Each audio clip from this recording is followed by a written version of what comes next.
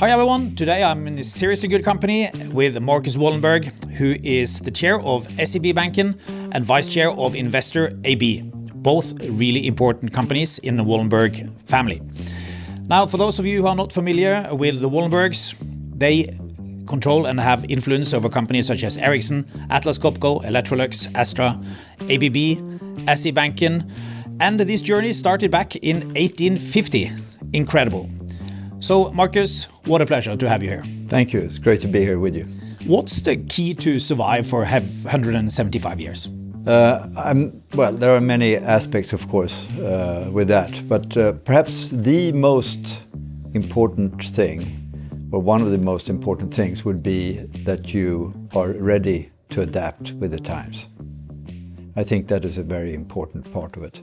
And what's been the most important adaptations you've done, you think? Well, you know, I think that if you think about 175 years back, you will, of course, very quickly come to such things as dramatic technological change. Gone through the times of the steam engine, the electrification, now we have the internet that we just passed, now we're in the age of AI. So the wish and the drive to change with the times is a very, very important aspect. What part of the Wallenberg legacy are you the most proud of? The fact that we are able to be here as a family, to work together in our family is very important. I think that is perhaps one of the things that we can be proud of, that we've been able throughout the generations to do that. I think also that we have the possibility to not only work with companies, but also to support research and education is an important aspect of what has been done. Capitalism looks very different in the Nordic countries. So in Denmark, you have foundations. In Norway, the state is very important with part ownerships. And in Sweden, of course, you and a couple of other families are very important for long-term ownership. So how do you look at yourself? Are you, are you an owner, or do you feel like more like a prime minister? Just how do you how do you look at yourself? I mean, you're much more important than the prime minister. No, I would not say so. In these times, I would tell you that democracy is an extremely important thing that we should be guarding carefully. I think about it as two dual tracks. From an ownership side, being a steward of corporations that we try to work very closely with, where we have a financial interest, in order to create value over time and develop them, be close to them so that we can see that they stay competitive in a dramatically changing world. On the second track, doing what you're saying about the foundations, supporting these foundations who are giving a substantial amount of money to Swedish universities primarily for the betterment of Sweden, which is in turn, I think, helps Sweden as a very small country in the view of this large world to try to stay competitive in certain fields. How important are these foundations for you personally, and for the people who work in all these companies? I think there are many of the colleagues who actually are quite happy with that the dividends that come out of these companies actually go back for a good cause. And for us in the family, it's very important. It helps us to stay a bit closer to what goes on in science and technology, to see what is about to come, which I think is, when you think about it, in that you're adapting with the world, that is an important input to that equation. You have a saying that you want to do things without being seen publicly too much. To be, not seem to be. Yeah. And what's the thinking behind this? It was my great-grandfather who adopted that saying. I think he pointed to, which is something we think is very important, namely we should really work as a family to do things that will have a good impact. But the most important is perhaps not that you're standing in the front line, but that you actually support that these things are happening. Well, you're on the front line now in this podcast. Yes, I am. And I think you are doing something quite interesting since you're using your time to spread the word about different companies and individuals. That's an interesting aspect of your job. Yeah, and we are very keen to learn from how you're doing things, because I do think we need to extend the time horizon for our planning. We need to be more long-term and act more like owners rather than investors, which is why we are here. How would you characterize the Wallenberg culture, or is there such a thing as a Wallenberg culture? We hope there is a set of values that is very important to us as a family. You just mentioned the long-term aspect. To stay with the companies, try to be supportive of them for a long time, see a change in these companies to be really competitive. We talk a lot about the future-proofing of companies, which basically means today we're looking very much at the people question. We think that is extremely important. We look at companies and their ability to innovate, and not the least also with sustainability. And last but not least, I would say the demands on all companies to understand their data and AI and cyber strategies. Now, you run this in a way together with your cousin. How were you groomed to take over this? For instance, we had John Elkin on a while back. He was told that he should take it over when he was like 22 or something, right? Yeah. Now, how old were you when you knew that you would have this incredible responsibility? Well, I think that we, in our generation, we were always told by the older generation that just because your name is Wallenberg, you don't get a free ride. So a lot of focus for us was on learning, on doing work within different companies over time, work hard, be interested, do a good job, very important. Who told you this? I think both my grandfather and my uncle was very strong in that.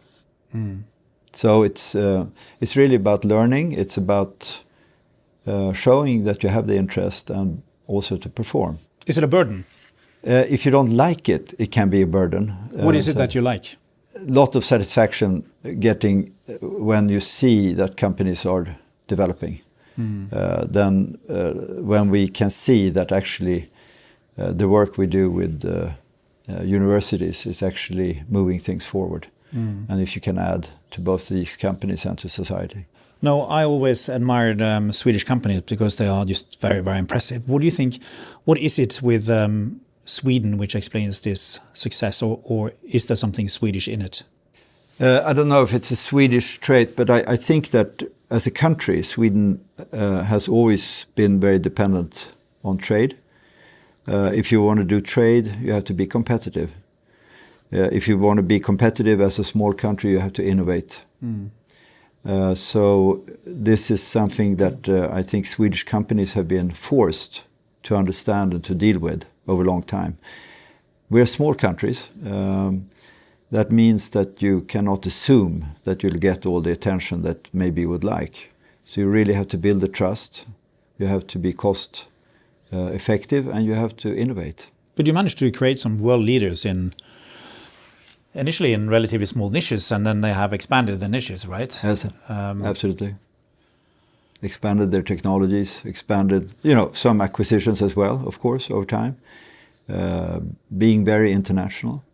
Most of these companies have less than 10% of their business in Sweden. And that means that you really have to understand the international markets. You have to rely on free trade, which is perhaps not an obvious question today. No.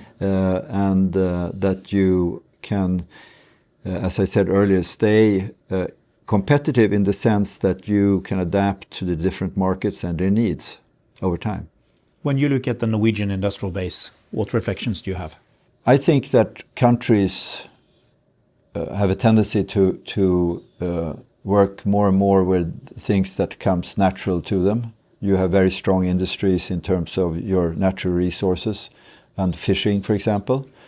I'm sure that there are other areas that Norway could and will develop over time. Such as?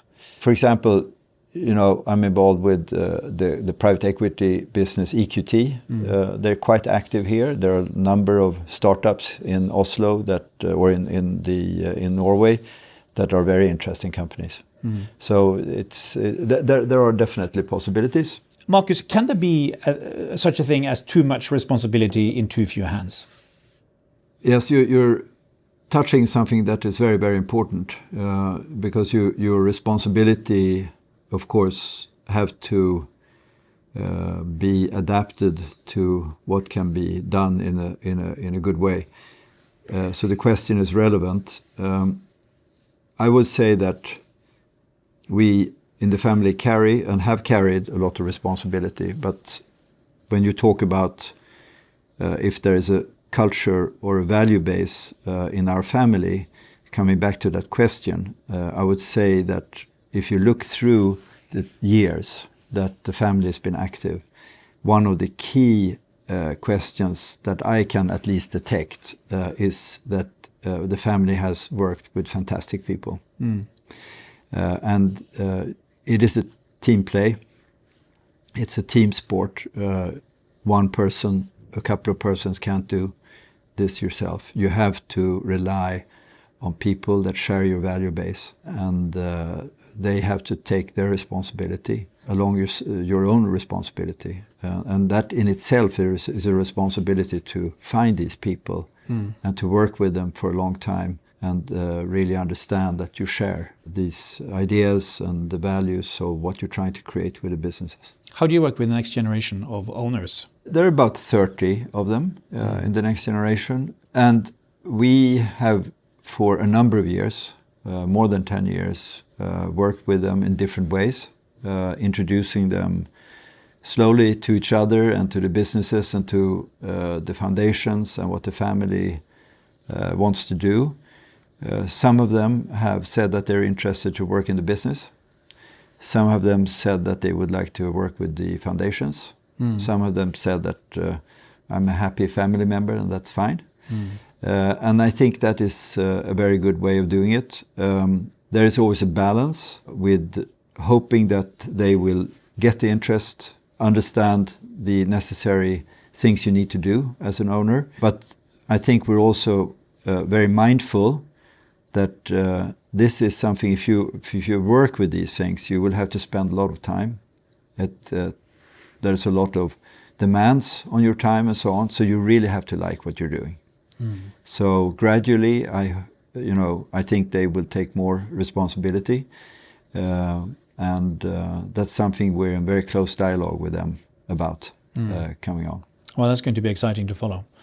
A little while back, Sweden went through a period with a lot of wealth tax, very high taxation, and a lot of very prominent Swedes left the country, whilst you guys didn't. Do you think that it would have been different if you hadn't had the foundations as an ownership structure? You never know, of course, what would have happened then. But in the case of the largest foundation, K. Wallenberg, my great uncle, and his wife Alice, a Norwegian opera singer, they had no children. So for them it was a natural thing to go for a foundation. Then came the tax question, as you said, which I think we're close to 15 of the family foundations. So many have now decided to start foundations over the years. One of the important things here is that, as we all know, the Nordic way of doing foundations, nobody owns the foundation, which means that when you go from one generation to another, you're not quarreling about any money because the money will never belong to you. So you actually work for the good of the foundations and for the companies based on your interest, and it's not there to fight or have a big discussion about how to find the money here. I think that has been extremely important for our family because those of us who decided to work with the family, we have done that because we have a keen interest in doing so.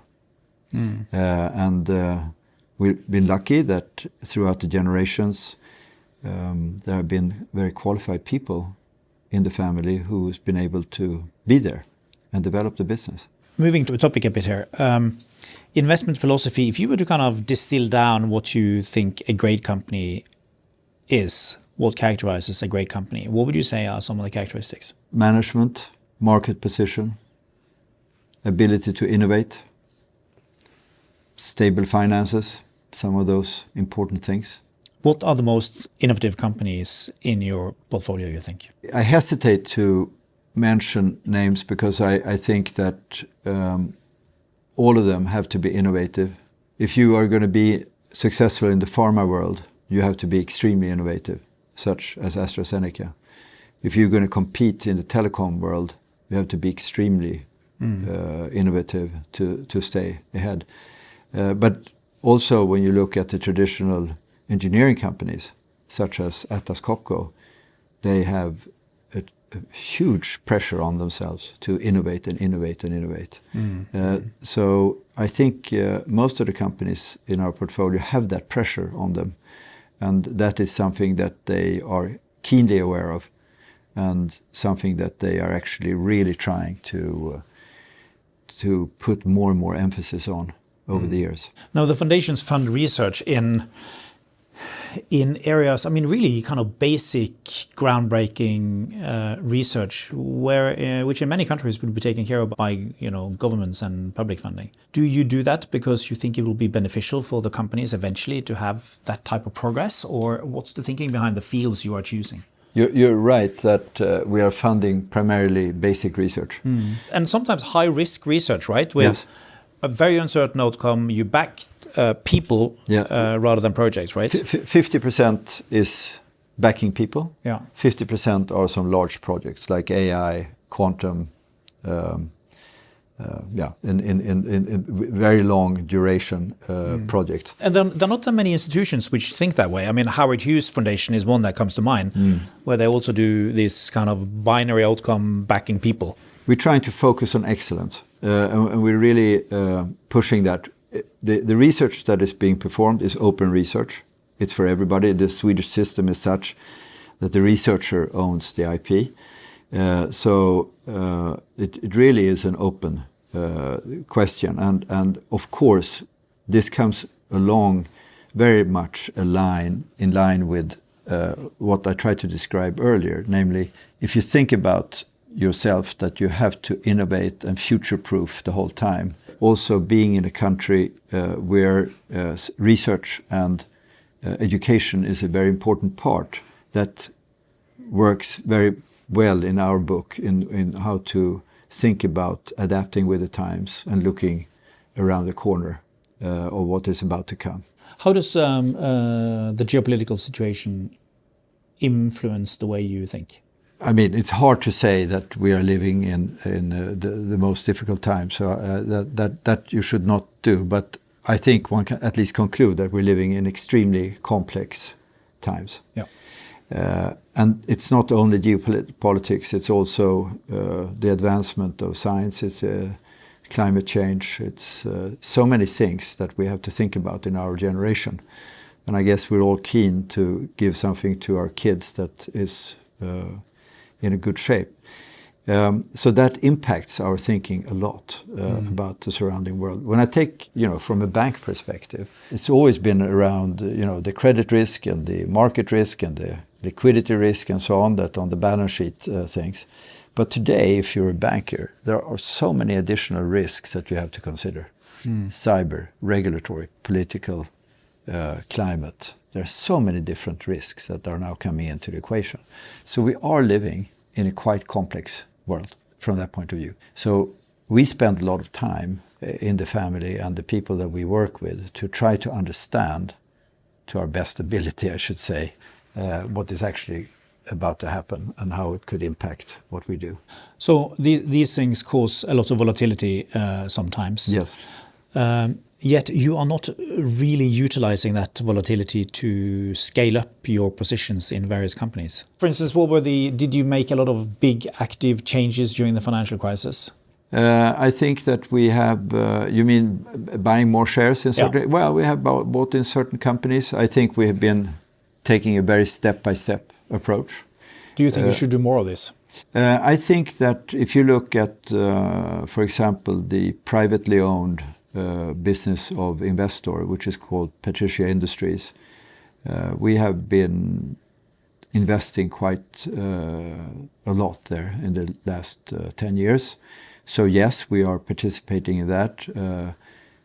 So in the other holding companies, if you look at EQT, they have been extremely on their toes and have created a very big business in the past 10 years.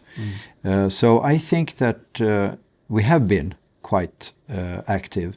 Perhaps we're known to deal with some of the very large public corporations. And as you know, since you're an investor as well, it's not that easy if you are a very major shareholder to move your ownership position in these times. So we have made a number of investments over time, and I think we're quite happy about that. Most recently increased the ownership part in Ericsson. You mentioned EQT, which is, for those of you who don't know, a very, very successful private equity company, which in a way which you started up. How did that come about? It came about that we got through contacts in the United States. There was a group called the AEA Investors, and we got to know them and understood that they had a big contact network with CEOs of large or US corporations who at the time when they were leaving their companies still had a lot of mileage left in them. And they used them to develop the companies in the AEA portfolio from an industrial point of view. And that became also one of the principles when we started EQT, when Conny Johnson and Claes Dahlbeck and the teams started EQT. And that has also followed their legacy over time. And I think that they've done a fantastic job. When they listed EQT as a company, they've also been able to, with shares, to get into new businesses, such as Bearing Partners in Asia and so on, which have actually given them a much broader and much bigger platform in different parts of the world. So they have done really well over these years. And how do you see, because we are, the Norwegian Sovereign Wealth Fund is in a way in somewhat similar situation. We have, large listed holdings, and then the question is, should we be allowed to go into the unlisted market? What do you think are the arguments for having the two in tandem? I think that we have both learned from it. They have been operating quite independently, but we always have had in our communication from both sides, we have always talked to the relationship as a very good one. I think that what we have learned from them is how do you operate in a private setting and what are the important things there. I think they have taken a lot of the values that the way we have been owners in the public companies with them as well, and stand for the long-termness and trying to really push innovation, etc., in them. So I think, yes, it has been good to be side by side. From my perspective, it's been really good. And I think that the question of learning is so important because you really have to see, and what has taught us one thing with EQT is that you can do things in a different way. And you can, being in a private setting, you can also be more nimble in your relationship to the companies and stay much, much closer to them than if you are a minority owner in a big business. You talk about learning. I'm just curious, you are president at the Royal Swedish Academy of Engineering. Yes.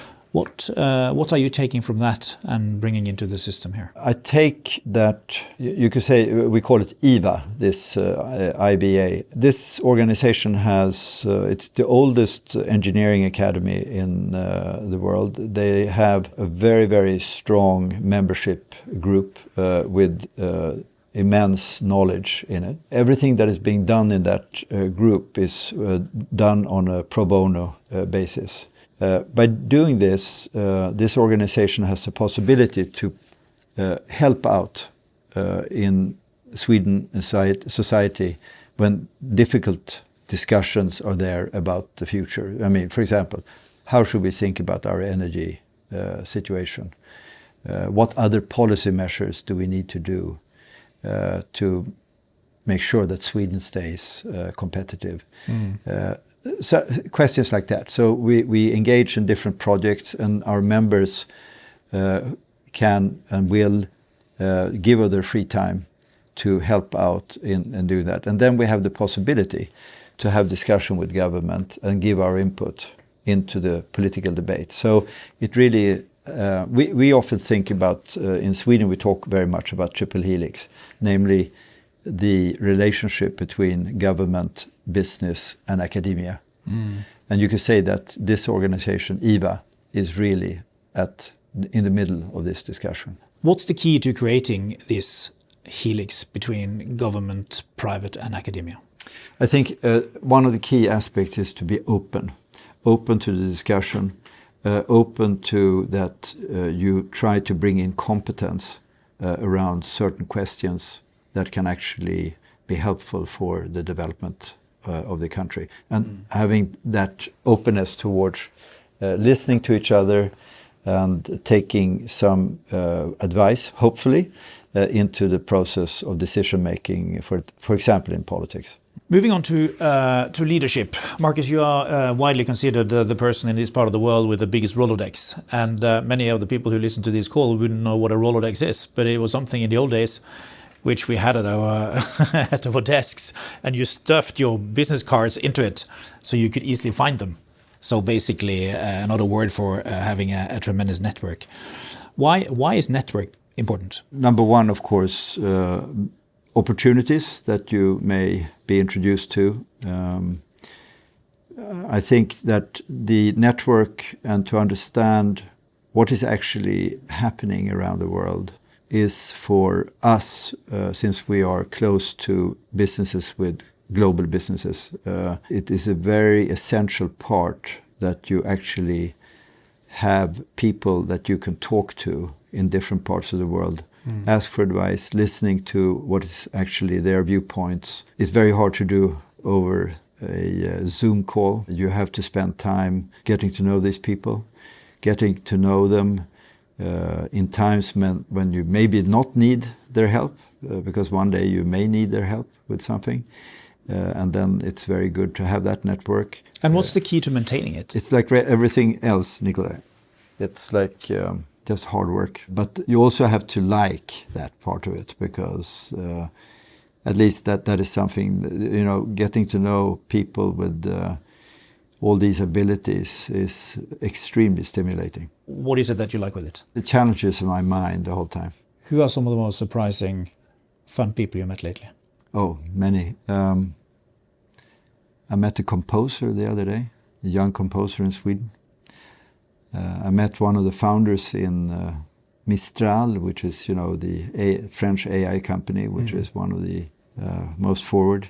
I'm a lucky person from that point of view. Would you take away from these things into business? I mean, do you get inspiration from a lot of non-business related? One thing that is, we spoke about geopolitics. That's a necessity to hear what's going on. That's one side of it. But I also believe that in this era of dramatic technological and scientific change, you really have to understand that the ability to use these technologies across different fields of interest is something that is very, very important.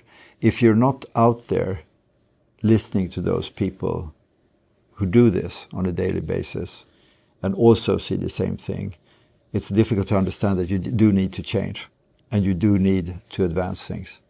I've heard you say that good leadership depends on the situation you lead through. Yes. But is there a common denominator when it comes to good leadership? Sure. I mean, the engagement, the energy, the knowledge, the judgment, strength to carry on also in difficult times and lead people through difficult times, but also lead people in times of great expansion. That's why it's so important to have people in leadership positions who is also there at that particular time for a certain company. Because sometimes companies need to go through a very difficult period that may be a very different leader from somebody from a company who are in a strong expansion phase. Has good leadership changed, do you think, over the last 10 years? Does it take something else to be a good leader now?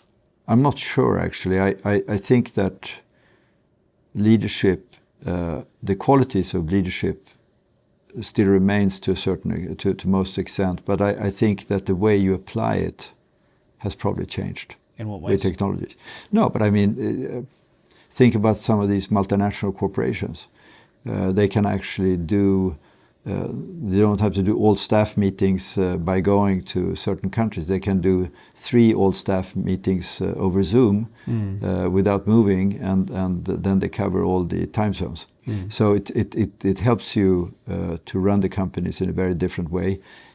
You can use the corporate version of Facebook or whatever to communicate between different groups that work with different projects in multinational corporations. So yes, you can apply these things in a very, very different way. Do you think it's tougher to be a CEO now than what it was in the past? I think it's for a multinational corporation for example, high technology company, the demands have gone up, yeah. What part of it is tougher?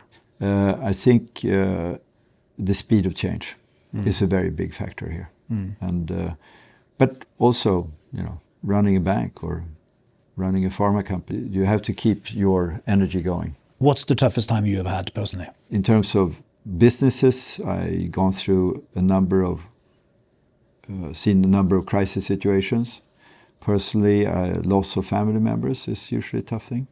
How do you cope with it? I have learned that you have to realize it's part of your life. You have to deal with it as it is, and you have to think positively, because there are so many positive things in life. So it's a very, very important part of that, to think positively and to see the many, many good things on what goes on. It takes a strong mindset to have that attitude. But how do you think about developing leaders within the Wallenberg sphere? Moving people from one company to the other company. This cross-fertilization. Very important. Extremely. If we can do it, I think some of the great leaders are those who have the ability to have seen different things. You can see, for example, Börje Ekholm, who's now running Ericsson, did a very good job at the Investor before that. If you look historically into our group, the people who have been very helpful in helping the family over the years, they all did a multitude of things. Atlas seems to be some kind of CEO factory. Yes, they've done really, really well. And, why? What is it with Atlas? One of the aspects, I think, with Atlas is that they, in their corporate structure, they have pushed so much responsibility into different parts of the group. They're really very firm on people, even for small businesses, to take full responsibility. And that has created many good leaders in that company. And for those of you who haven't heard it, we have also done a podcast with the ex-CEO of Atlas where we talk about these kind of things. Mats Ramström. Yeah. Absolutely. Really, really fascinating. Yes. And then you move them on to become chair after a while. How does that work? That's been generally a very, very good thing. Because having worked with some of these CEOs over many years, then we've gotten to know each other. We know that we share values, which is very important when they take on chairmanships. What makes a chair effective? What's the best chair you've seen? Apart from yourself, of course. I've seen many fantastic chairs. What makes them effective? I think the presence. Applying their wisdom and experiences, really forward-looking, Also knowing where things can go wrong and see to address those subjects with the management. Very, very when you say important. presence, what do you mean? I believe that good chairs usually engage themselves with the companies quite a bit. Even in the setting, this of course depends in which jurisdiction you're working, because in many jurisdictions, many capital markets, chairs are much closer. They're almost half executives. But in the Swedish or the Nordic way of doing it, then of course we have non-executive chairs. But those chairs who stay very close to the companies, to the managements, I think tend to do very well. In our part of the world, we split the chair and the CEO role. Yes. Is that important? I think that has worked out really well for us. Yeah. And why do they still keep the other way of doing it in America, for instance? Well, it's an interesting question, because they seem to be doing quite well as well. And so there may be not any Colombo egg here. But I think what speaks to our model, which is very good, is that also a CEO needs somebody to talk to. And I think those relationships where CEOs and chairs have that relationship, where because running a company can also be quite lonely. Absolutely.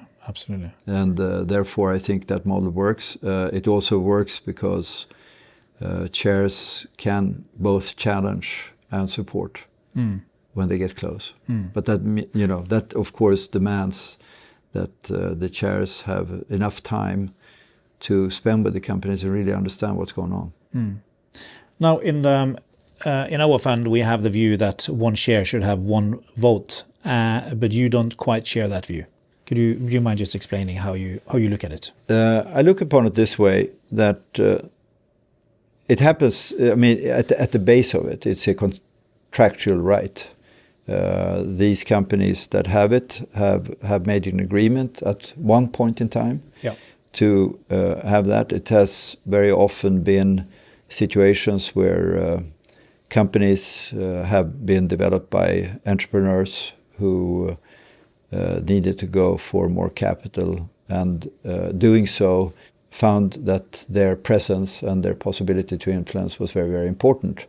And the investors at the time thought that was a very important idea. I think that in our part of the world, we have a very, very transparent system around this.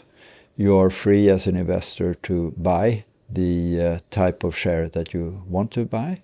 You can decide if you want to buy into that company or not. I realize that some people may not want to invest in that kind of company, but I think there is a very big question of contractual right. And how you look upon that as an important factor of doing business. Well, we typically vote against these kind of things, right? But in the case of the Wallenberg companies, we don't, because it was in place when we bought the shares and we went into it with open eyes, and so we are not making too much noise here. Now, rounding off, we have a couple of ways of relaxing in common: sailing and cross-country skiing. Yes. Tell me about it. Because I know you see a smile on your face here, so why? Not the first time. No, what is it? It's about the vast expanse, isn't it? Yeah. It's the vast expanse. Yeah, being on the ocean or being up in the mountains, and I find that to be very good for my mind, at least. So I read a book on architecture, and one of the keys to good architecture is the combination of repetition and variation. And I think both the sea and cross-country skiing area have that. I agree. And I in addition to that, I think that some sports or some activities actually helps your mind to think about something different than what you usually do. And I do believe that is maybe the most important way to refresh your brain, is that you keep your mind on something different. What do you read? Many different things, actually. History, current situations, I'm actually reading right now a book on Swedish-Finnish relationships back from the 1800s to now. Very interesting, especially in the time that we live in right now. And what's your advice to young people? Stay curious, work hard, follow your interests, get a good boss. Sounds like a good plan. And sounds like the people at the Wallenberg companies have a really good boss in you. Big thanks for being here. It's incredibly impressive what your family have achieved over the last 150 years. Thank you, and thanks for having me. It's been a pleasure.